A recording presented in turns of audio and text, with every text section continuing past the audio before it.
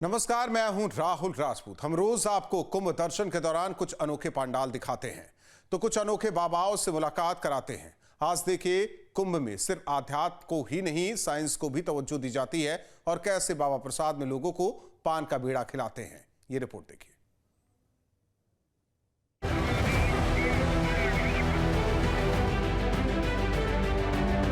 कुंभ मेले के सेक्टर 5 में जब आप पहुंचेंगे तो आपका ध्यान तेजस पंडाल की ओर खुद ब खुद आकर्षित हो जाएगा। भारतीय वायुसेना के HAL तेजस विमान से प्रेरित होकर महंत ब्रजभूषण दास जी महाराज ने पंडाल के गेट पर ही तेजस का मॉडल बनवा डाला। महाराज का कहना है कि तेजस विमान भारत के गौरव और ताकत का प्रतीक है, जिसे हमारे देश में ही बनाया गया है। यह हमारी बढ़ती आत्मनिर्भरता का प्रमाण है। तेजस विमान है और तेजस विमान हमारे राष्ट्र का, हमारे देश के लिए मान अभिमान का वो है, प्रतीक है। हाँ, इसलिए हमने तेजस विमान का गेट बनवाया है। तेजस विमान अपने स्वदेश में ही तेजस विमान बनाया गया और हमारे भारत के सैनिकों को वहाँ उनको ये विमान समर्पित किया गया और उससे उन्होंने ये सब किया। उस पर मुझे गर्व है, इसलिए मैं ये भारत को वहाँ एक निशान बना रहा हूँ। मठ के एक आचार्य के मुताबिक इस डिजाइन का मकसद युवा पीढ़ी को प्रेरित करना है। उद्देश्य ये जा रहा है कि हमारे भारत के युवा भाईजन आगे बढ़ें और अच्छे कार्यों में लगें, ताकि और भी हमारे भारत का जो है भविष्य गौरवान्वित हो। महाकुंभ में आने वाले श्रद्धालु इस पंडाल के साथ तस्वीरें खिंचवाकर अपनी यादों को संजो रहे हैं, जिससे इस धार्मिक उत्सव की खूबसूरती और बढ़ जा रही है। तेजस पंडाल न केवल श्रद्धालुओं के लिए आकर्षण का केंद्र है, बल्कि यह भारत की संस्कृति और विकास की कहानी भी कहता है। तो हमने देखा ये तेजस जो है बहुत अच्छा बना हुआ है। रामानंदाचार्य जी का मठ शिविर है और बहुत ही सुंदर, बहुत ही प्यारा, और भारत का शायद पहला परमाणु जो है हवाई जहाज है, इसलिए मुझे बहुत ही अच्छा लगा। हम आए थे माघ मेला घूमने, तो यहाँ हमने आया तो हमने ये तेजस का एक पंडाल देखा और यहाँ खड़े होकर हमने फोटो खिंचाया। ये हमें बहुत अच्छा लगा। आप कुंभ की सड़कों पर टहलते रहेंगे तो सिर्फ तेजस जैसे पंडाल ही नहीं, बल्कि कई ऐसे बाबा भी मिलेंगे जो आपको अपनी ओर आकर्षित करेंगे। ऐसे ही हैं एक पान वाले बाबा जो अपने भक्तों को प्रसाद में पान खिलाते हैं। प्रयागराज के कुंभ मेला क्षेत्र में तमाम ऐसे बाबा पहुंच रहे हैं जो अपने खास अंदाज और शौक के लिए जाने जाते हैं। उन्हीं में से एक बाबा से हमारी मुलाकात हुई है और वो पान वाले बाबा कहलाते हैं। दरअसल उन्हें पान खाने और खिलाने का शौक है और उनका प्रसाद भी जो होता है वो पान ही होता है। तो पान वाले बाबा हमारे साथ हैं, उनसे बात करते हैं। ये बताएं महाराज जी, आप कहाँ से आए हैं और क्या नाम है आपका? मैं राजस्थान, जयपुर, अलवर, दौसा, तीनों जिलों से, कोट भैरव, चारों जिलों से संबंधित मेरे आश्रम हैं और मैं राजस्थान का निवासी हूँ। विप्र परिवार से मेरा जन्म है। नाम क्या है? महंत गिरधारी दास, ब्रैकेट में पान वाले बाबा, लीलाधारी बाबा के नाम से मैं राजस्थान में जाने जाता हूँ। ब्रैकेट जो आपने बताया, ब्रैकेट में पान वाले बाबा, तो ये ब्रैकेट कहाँ से आ गया? कब से ये आपको ब्रैकेट वाला पान वाला शौक जाग गया और आप पान खाने लगे और लोगों को खिलाने लगे? दुनिया के आडंबर को देखते हुए मैंने ये पान चुना। पत्रम पुष्पम फलम तोये, पान पुष्प से देवता राजी हो जाते हैं। तो इसलिए कोई कैसा प्रसाद रखे, कोई कैसा प्रसाद रखे, तो पत्ता और मिश्री, सुपारी, मिक्सचर, गुलकंद, लौंग, इलायची, कोई के जुकाम बुखार हो तो दालचीनी वगैरह घेर करके उसकी बीमारी कट जाती है। 13 गुण तमोल में। अपने महाराज जी खास बात बताइए कि ये जो पान का उनका देखिए, यहाँ पर पान भंडार भी है जहाँ पर लगातार 24 घंटे जब तक वो मौजूद रहते हैं पान इसी तरह से रखे रहते हैं और पान लोगों को बनाए जाते हैं। तो उनके एक साथ के लोग हैं जो पान बना रहे हो। महाराज जी अपने हाथ से लोगों को पान खिला रहे हैं। महाराज जी ने जो बताया कि पान खाने से लोगों के रोग भी दूर हो जाते हैं। महाराज जी, हमने तो सुना था कि तंबाकू वाला पान नुकसान करता है। तंबाकू का किसी को शौक है तो तंबाकू का दे दो, लेकिन लौंग, इलायची, दालचीनी, सारम, मिश्री, लौंग कच्ची पक्की सेके, छोटी मोटी, सर्दी का टाइम है, माघ महीना है, तो इससे उसके रोग जुकाम बुखार भी उतर जाती है। और अब आपको गुण है पान में। चूना कैल्शियम की पूर्ति करता है, पत्ता यानी कि कहकार को बाहर निकालता है। महाराज जी बताइए, ये ऐसे कब तक पान खिलाते रहेंगे लोगों को आप? पान नहीं होगा तो मेरा मन यहाँ नहीं लगेगा, चाहे सोने की बरसात हो रही हो। पत्रम पुष्पम फलम तोय, पान पुष्प से देवता राजी हो जाते हैं। शाही स्नान पे जाते हैं, गंगा मैया की पूजा करते हैं तो पान पुष्प तांबूल पूंगी फल। जी बिल्कुल, किसी भी तरह के अनुष्ठान में, किसी तरह की भी पूजा पाठ कथा में पान जो है देवताओं को चढ़ाया जाता है। हमारी राधा रानी के 17 बीड़े सटते हैं और भक्तों को, अनन्य भक्तों को उसमें से बीड़ी में से टुकड़ा तोड़ तोड़ के अर्पण प्रसाद के रूप में देते हैं। तो बहुत सारी ऐसी खूबियां पान में होती हैं जिसके चलते वो लोगों को पान खिलाते हैं और उनके साथ जो लोग हैं वो हमेशा इसी तरह से पान बनाते रहते हैं। जो लोग यहाँ पर पहुँचते हैं, महाराज जी उनको खुद अपने हाथ से पान खिलाते हैं। प्रयागराज से वीडियो जर्नलिस्ट विजेंद्र कुमार के साथ मानवेंद्र प्रताप सिंह, न्यूज़ स्टेट, उत्तर प्रदेश। आपने कई संतों महात्माओं को देखा है जिनके तन पर कपड़े भी नहीं होते। कुछ संत गिरुआ कपड़े पहनते हैं, उन्हें सांसारिक मोहमाया से कोई वास्ता नहीं। लेकिन कुछ बाबा ऐसे हैं जिन्हें गोल्ड से बहुत प्यार है और वो इस मामले में बप्पी लहरी को भी मात देते दिखते हैं। देखिए, प्रयागराज के कुंभ मेले में निरंजनी अखाड़े के श्री शिविर में हमारी मुलाकात हुई है। श्री श्री 1008 अनंत विभूषित नारायणानंद गिरी महाराज से। वो हमारे साथ हैं और उनकी जो वेशभूषा है वो लोगों को आकर्षित करती है। हालांकि महाराज जी का काम जो है एजुकेशन पर है, वो एजुकेशन के लिए काम करते हैं। महाराज जी थोड़ा सा अपने बारे में बताएं, क्या आपका जो जीवन है उसका क्या लक्ष्य है और किस तरह से आप शिक्षा के लिए काम कर रहे हैं? देखो, basically I am from Kerala से है। अभी सनातन धर्म फाउंडेशन चेयरमैन है मैं। सनातन धर्म फाउंडेशन के चेयरमैन है, फाउंडर चेयरमैन है। फाउंडेशन के थ्रू हमारे पास अभी वैदिक क्लासेस है। चारों वेदा में हम लोग क्लासेस रिसर्च कर रहे, क्लासेस दे रहे। स्टूडेंट्स हमारे पास है 4-5 जगह पे, केरला में है, तमिलनाडु में है, दिल्ली में भी है। उसमें से हमारा आइडिया क्या है, सब लोग वेदा पढ़ना है। हमारे चारों वेद, सबको वेद की शिक्षा दी जाए, ये आपका मकसद? हाँ, वो हमारा प्लानिंग ऐसे था, वो हम लोग अभी इम्प्लीमेंट कर दिया।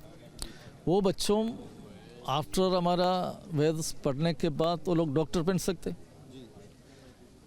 इंजीनियर भी बन सकते। मंदिर में पूजा करने के लिए नहीं, मंदिर पे पूजा अलग एक कैटेगरी है, वो लोग करेगा। इसमें 90% बच्चों एजुकेशन के बाद वो लोग डॉक्टर भी, इंजीनियर भी, वो लोग का आउटपुट हमें भारत के लिए मिलेगा।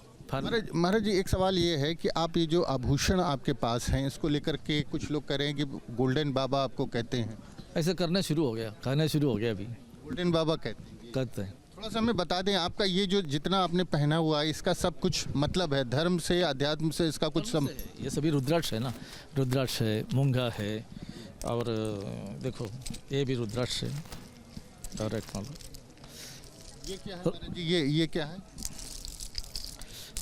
यार, अब बताओ। मैं नहीं पहचान पा रहा महाराज। ये पविड़म बोलते हैं, हम पविड़म बोलते हैं। ये सी से आते, समुद्र से आते, एक जीवी का है, एक जीवी है ये, इसका ऐसे कलर पे आते हैं। जी एक आपने बड़ा साइज का रुद्राक्ष है, ये 300 साल पुराना है। 300 साल पुराना? 300 साल पुराना है रुद्राक्ष। ये भी अराउंड 300 साल पुराना, 200 साल पुराना है। ये देखो, ये मेरा ट्रेडिशनली हमारा फैमिली पे है। ये क्या है, कौन कौन से स्टोन्स हैं? सभी स्टोन्स है इसमें, नवरत्न है।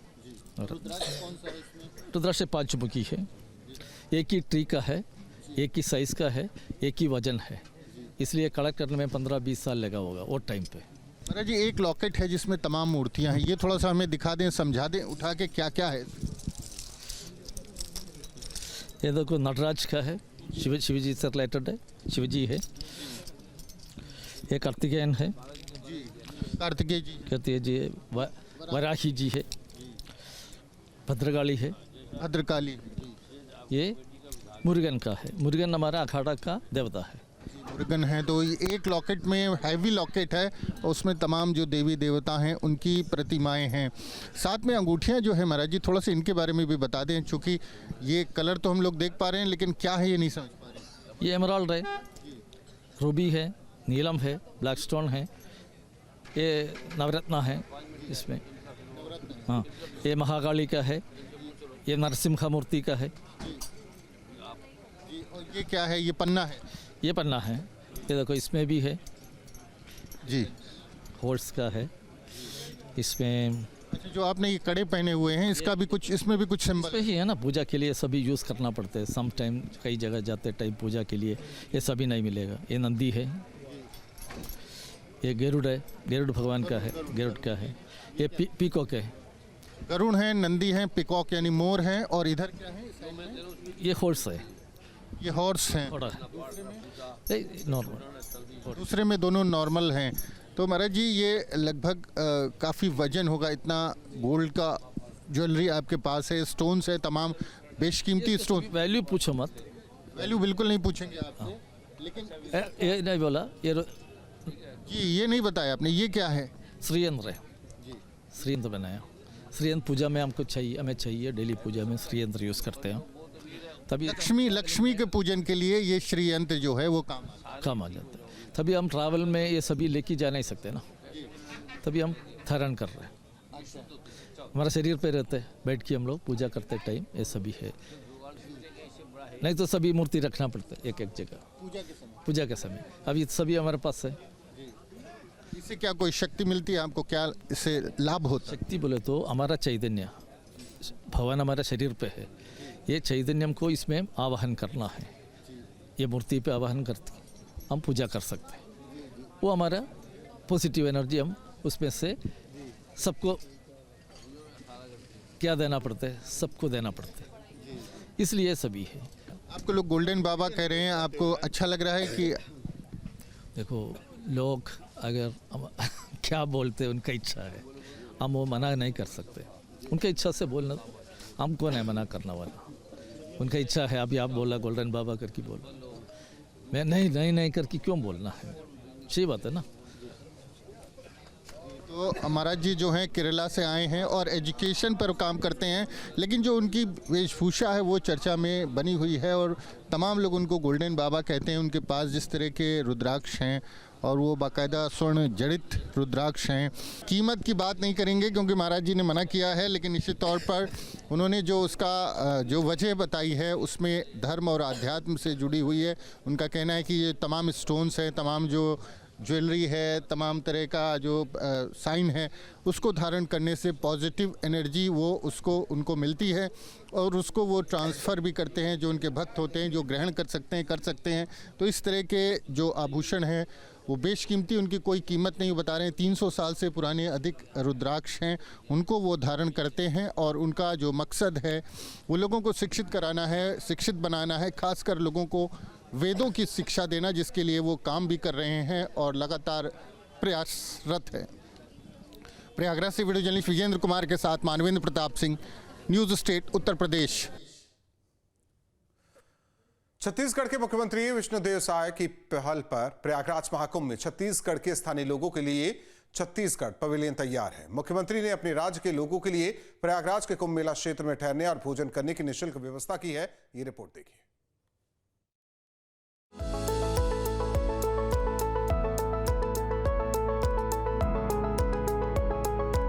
छत्तीसगढ़ से कुंभ आने वाले लोगों के लिए खुशखबरी है कि उन्हें इस बार ऐसा कतई नहीं लगेगा कि वो अपने प्रदेश से दूर आए हैं। उनके लिए उनके मुख्यमंत्री विष्णुदेव साय के निर्देश पर कुंभ के सेक्टर 6 में छत्तीसगढ़ पवेलियन बनाया गया है। पवेलियन के प्रवेश द्वार पर ही भारत के नियाग्रा कहे जाने वाले बस्तर के चित्रकूट जलप्रपात की तस्वीर लगी है। पवेलियन के भीतर प्रवेश करते ही छत्तीसगढ़ महतारी की प्रतिमा स्थापित है। आपके पास छत्तीसगढ़ का आधार कार्ड है तो लक्ष्मी द्वार से प्रवेश कीजिए। आपके रहने खाने से लेकर हर व्यवस्था का इंतजाम छत्तीसगढ़ सरकार ने कर रखा है। प्रयागराज में चल रहे कुंभ मेले में सेक्टर 6 में छत्तीसगढ़ सरकार की तरफ से यहाँ पर छत्तीसगढ़ पवेलियन का निर्माण किया गया है। छत्तीसगढ़ पवेलियन बनाया गया है, जहाँ पर छत्तीसगढ़ से आने वाले लोगों के लिए रहने खाने से लेकर तमाम तरह की सुविधाएं उपलब्ध हैं। खास बात ये है कि यहाँ पर छत्तीसगढ़ के कल्चर को भी दिखाया गया और तमाम तरह से जो छत्तीसगढ़ की विकास यात्रा है उसको भी दर्शाया गया है। तो हम इस वक्त छत्तीसगढ़ पवेलियन के अंदर मौजूद हैं और आप देखें यहाँ पर जो छत्तीसगढ़ का कल्चर है, छत्तीसगढ़ की जो आर्ट है उसको दिखाया गया है। किस तरह से छत्तीसगढ़ में लोगों का जो घर होता है, जो ग्रामीण क्षेत्रों में जो झोपड़ियाँ होती है उसमें किस किस तरह से उसका निर्माण होता है, किस तरह से उसको बनाया जाता है, किस तरह की कलाकृतियाँ होती हैं, क्या क्या सामान जो होता है वो यूज़ किया जाता है। पीछे बड़ा पंडाल है जिसमें लोगों के रहने की, एक साथ 500 लोगों के रहने की व्यवस्था है, उनके खाने की व्यवस्था है। ये सारी व्यवस्थाएं पूरी तरह से मुफ्त हैं। हमारे साथ मनोज सिंह है जो कि छत्तीसगढ़ पवेलियन के नोडल अधिकारी हैं, उनसे बात करते हैं।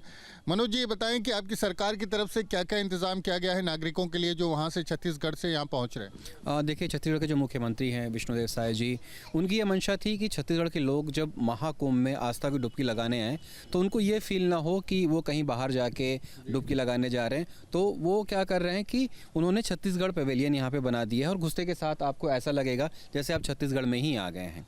तो यहाँ पे उनके रुकने के लिए व्यवस्था है, यहाँ पे उनके भोजन की व्यवस्था है। इसके अलावा हमने प्रदर्शनी भी लगाई है। देश विदेश के लोग जो मेले में आ रहे हैं वो भी छत्तीसगढ़ के बारे में जाने, छत्तीसगढ़ कैसा स्टेट है, क्या कल्चर है, किस तरह के वहाँ पे लोग रहते हैं, क्या क्या कुछ वहाँ के स्कीम्स हैं, तो उसको भी हमने यहाँ पे उकेरा है।